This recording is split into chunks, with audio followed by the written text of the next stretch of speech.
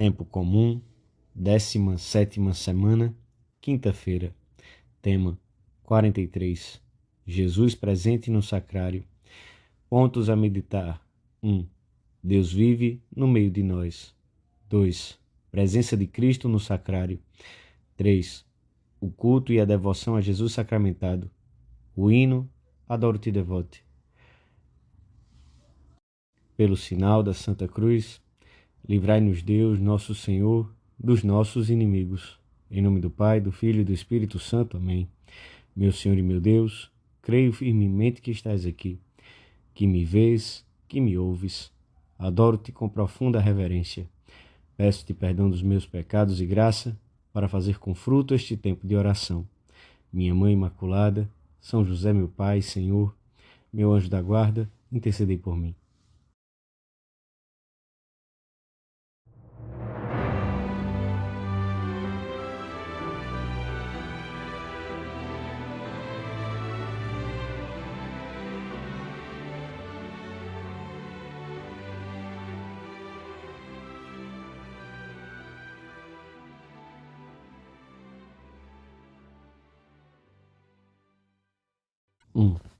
Deus tinha revelado ao longo do Antigo Testamento a sua intenção de habitar perenemente entre os homens.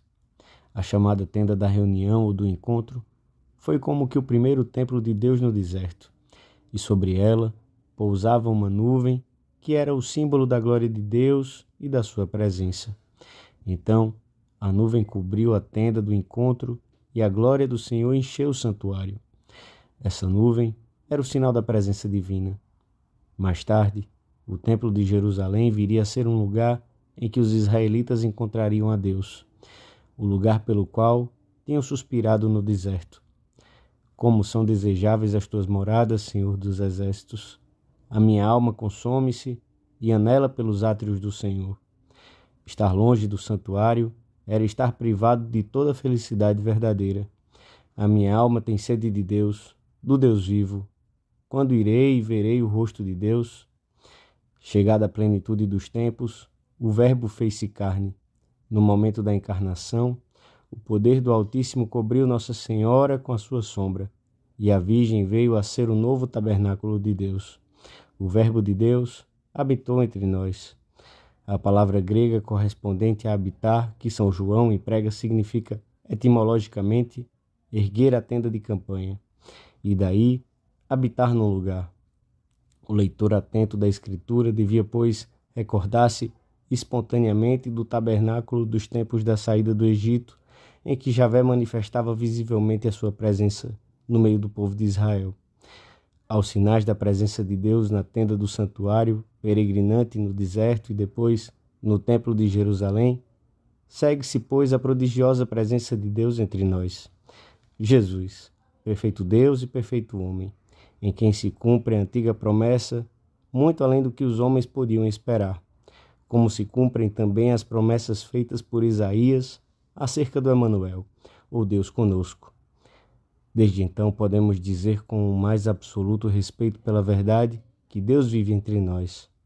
Não é para admirar-nos e agradecer constantemente, como podemos acostumar-nos a essa realidade inaudita de um Deus que convive com os homens?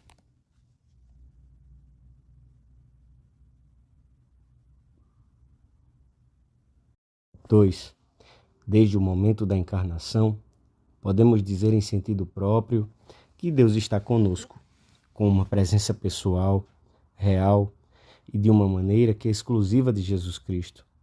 Jesus Cristo, verdadeiro homem e verdadeiro Deus, está conosco numa proximidade maior do que qualquer outra que se possa imaginar. Jesus é Deus conosco. Antes, os israelitas diziam que Deus estava com eles. Agora, podemos dizê-lo de modo exato, como quando afirmamos que uma coisa que apreciamos com os sentidos está mais perto ou mais longe do lugar em que nos encontramos. Na Palestina, Cristo deslocava-se, ia de uma cidade para outra, a fim de pregar em outros lugares. Quando acabou estas parábolas, partiu dali.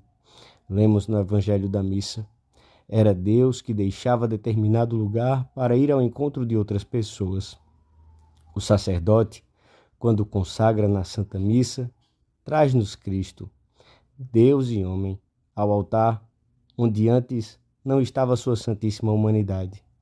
É uma presença especial que só se dá na Eucaristia e que permanece no sacrário, no tabernáculo da nova aliança, enquanto durarem as espécies. Esta presença refere-se de modo direto ao corpo de Cristo e indiretamente às três pessoas da Santíssima Trindade, ao Verbo, pela união com a humanidade de Cristo, e ao Pai e ao Espírito Santo, pela mútua imanência das pessoas divinas. É, pois, literalmente adequado dizer diante do sacrário: Deus está aqui, perto de mim. Creio firmemente, Senhor, que estás aí, que me vês, que me ouves. O magistério da Igreja, esclarecendo diversos erros, recordou e tornou preciso o alcance da presença eucarística. É uma presença real, quer dizer, nem simbólica, nem meramente significada ou insinuada por uma imagem. Verdadeira, não fictícia, nem meramente mental ou suposta pela fé ou pela boa vontade de quem contempla as sagradas espécies. E substancial, porque pelo poder conferido por Deus às palavras do sacerdote no momento da consagração, toda a substância do pão se converte no corpo do Senhor, e toda a substância do vinho no seu sangue. Assim, o corpo e o sangue adoráveis de Cristo Jesus estão substancialmente presentes e na própria realidade, independentemente do nosso espírito. O pão e o vinho deixaram de existir depois da consagração. Realizada a transubstanciação, as espécies do pão e do vinho contêm uma nova realidade, que com razão chamamos ontológica, porque sob as referidas espécies já não existe o que antes havia, mas algo completamente diverso. E isto não unicamente pelo juízo de fé da Igreja, mas pela realidade objetiva. Jesus está presente nos nossos sacrários, independentemente de que muitos ou poucos se beneficiem da sua presença inefável. Ele está ali com o seu corpo, o seu sangue, a sua alma e a sua divindade. Deus feito homem. Não é possível maior proximidade. Podemos dizer de alguma maneira que a presença eucarística de Cristo é o prolongamento sacramental da encarnação. Do sacrário, Jesus convida-nos a fazer confluir para Ele os nossos afetos e súplicas. Na visita ao Santíssimo e nos atos de culto da Sagrada Eucaristia, agradecemos este dom de que não somos totalmente conscientes. Vamos até o sacrário para buscar forças, para dizer a Jesus como notávamos a sua falta, quanto precisamos dele, pois a Eucaristia é conservada nos templos e oratórios como centro espiritual da comunidade religiosa ou paroquial, mas ainda da Igreja Universal e de toda a humanidade, já que sob o véu das sagradas espécies contém Cristo, cabeça visível da Igreja, Redentor do mundo, centro de todos os corações, por quem são todas as coisas e nós com Ele.